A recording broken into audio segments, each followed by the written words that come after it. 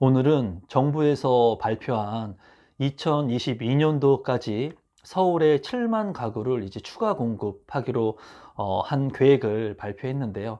그 내용에 대해서 안 그래도 제가 영상으로 좀 다루어 보려고 했는데 오늘 신문 기사에 바로 나와서 신문을 보면서 여러분들한테 그 정보에 대한 설명을 좀 해드리도록 하겠습니다.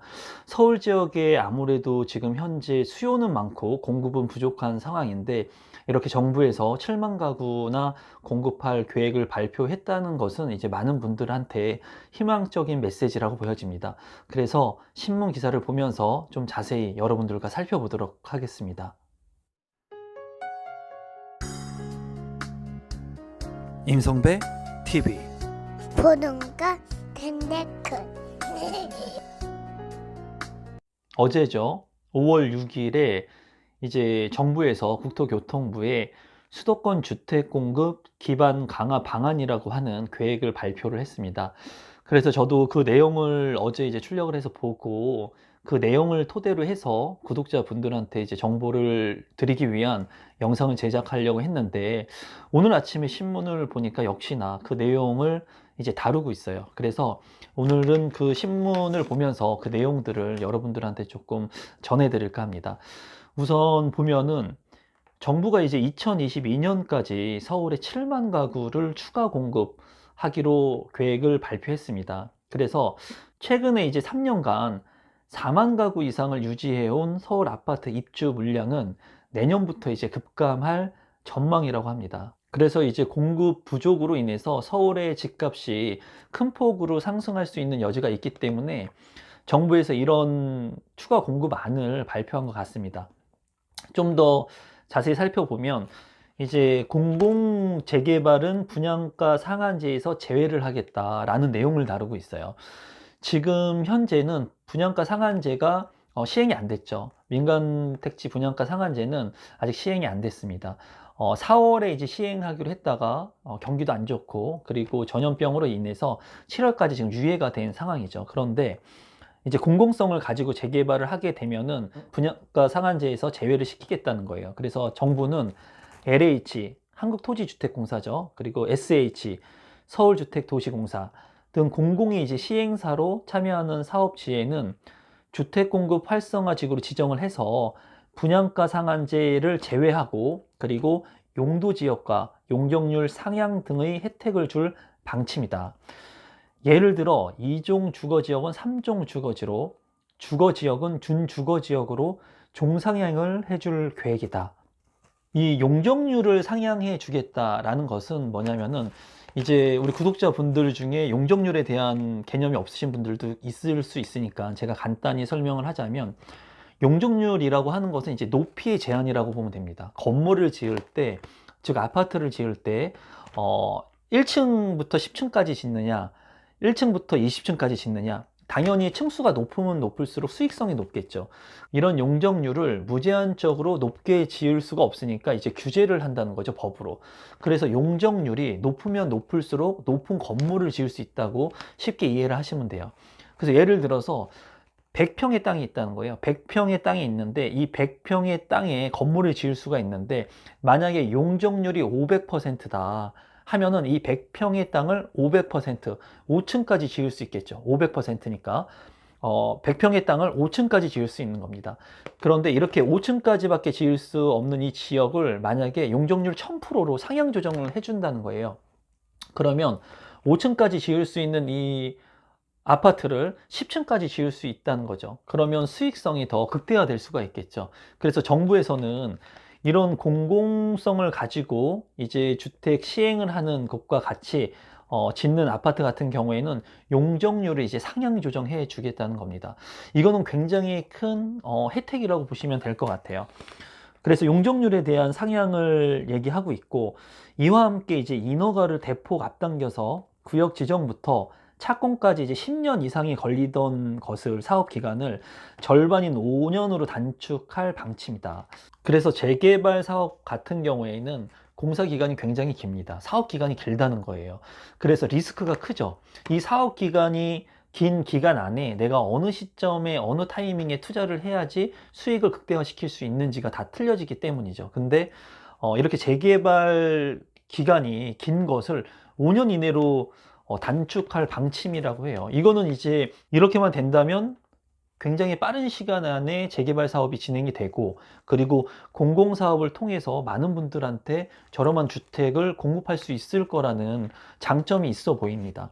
다만 제가 봤을 때는 이런 긴 사업 기간을 단축시킬 수 있는 데는 한계가 있지 않을까 싶어요. 하지만은 이러한 의지를 갖고 있다는 것 자체는 사업의 진척 속도를 빠르게 할 수 있다는 장점으로 보여집니다. 대신 이제 조합원 물량을 제외한 50% 이상을 공적 임대로 공급해야 한다. 또 전체 물량의 최소 20% 이상을 공공 임대로 제공해야 한다. 일반 분양은 최대 10년 전매 제한을 하고 5년 거주 의무를 부여한다. 그래서 이제 사업 주체가 공공기관이 참여를 하기 때문에 공공임대 물량들을 의무적으로 넣어야 한다는 거죠. 그랬을 때 이제 인센티브들을 적용하겠다는 거예요. 이 얘기는 뭐냐면 이제 오래된 청약 저축을 가지고 계신 분들이 고민을 많이 하시고 또 계신 분들이 많습니다. 우리 구독자분들 중에도 그런 분들이 많은 것으로 알고 있는데, 왜냐면 공공분양 물량들이 점점 축소돼 가지고 오래된 청약 통장을 가지고 있지만은 너무나 높은 청약 통장 납입 금액을 가지고 계신 분들이 많기 때문에 아파트 청약에 당첨되기가 쉽지가 않다라는 거예요. 왜냐하면 공공분양 물량들이 많이 줄어들었기 때문에. 그런데 향후에 이런 공공시행사들이 참여하는 주택들을 공급하게 됐을 때는 이제 청약 저축 통장을 가지고 있었을 때 활용할 수 있는 방안으로 좀 좋을 것 같다는 생각이 듭니다. 지금 현재 보면은 서울 재개발 구역 가운데 10년간 이제 조합 설립 인가도 못하고 사업이 정체된 구역이 102곳에 이제 달한다고 해요.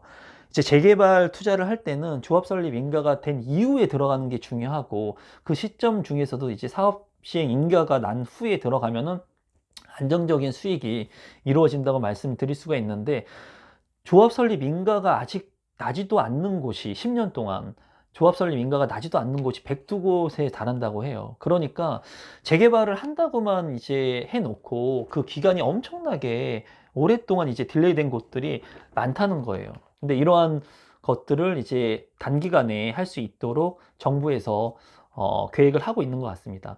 여기에서 보면은 이제 용산 한남 3구역 등 알짜 사업지는 공공 지원을 요청할 가능성이 작지만 장기간 재개발 사업이 중단된 곳은 공공 재개발을 택할 것이라는 게 이제 정부의 생각이다. 제 생각에도 이렇게 용산같이 이제 핵심적인 입지의 재개발 사업지들 같은 경우에는 이제 공공에서 분양하는, 공공에서 이제 시행하는 사업에 참여하기보다는 민간 건설사가 참여하는 형식으로 주택을 공급할 가능성이 크다고 보여져요. 그 이유는 뭐냐면 핵심적인 입지에 공공시행사업 주체들이 뭐 SH나 LH에서 주택을 공급했을 때는 아무래도 주택의 질이 좀 현저하게 떨어질 수 있겠죠. 그러면 사업성 자체가 떨어질 수가 있습니다. 그렇기 때문에 좀 핵심적인 건설사 브랜드들과 함께 합작을 해서 특화 평면이라든가 특화로 설계를 해서 좀 랜드마크적인 요소의 아파트를 지을 가능성이 커 보입니다. 그래서 제가 여러분들한테 하고 싶은 얘기는 뭐냐면, 기회는 늘 있습니다. 기회는 늘 있어요. 하지만은 그 기회를 내가 준비하고 있다가 그 기회가 왔을 때 그 기회를 잡을 수 있는 사람이 될 수 있느냐, 아니면은 기회조차 보지 않는 사람이냐에 따라서 여러분들이 내 집 마련을 할 수 있는 방법들은 틀려지게 될 겁니다. 앞으로도 이렇게 서울에서도 주택 공급을 하고 3기 신도시도 공급을 하고, 주택은 이제 멸실이 됩니다. 노후화가 되면 멸실이 되기 때문에 재개발이나 재건축을 통해서 신규의 아파트들이 나오게 되고, 또 신도시들을 건설함으로써 새로운 주택들이 계속 지속적으로 나오게 된다는 거예요.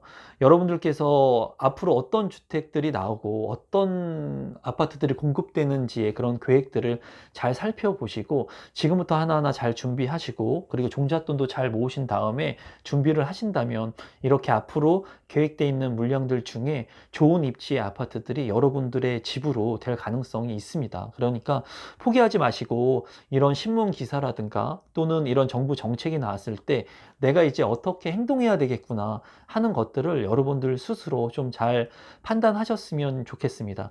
그래서 오늘은 이제 공공 재개발로 2020년도까지 서울에 7만 가구를 추가 공급한다고 하니까 이 추가 공급하기로 한 이 내용들이 제대로 진행이 될지 안 될지는 저 역시도 잘 모릅니다.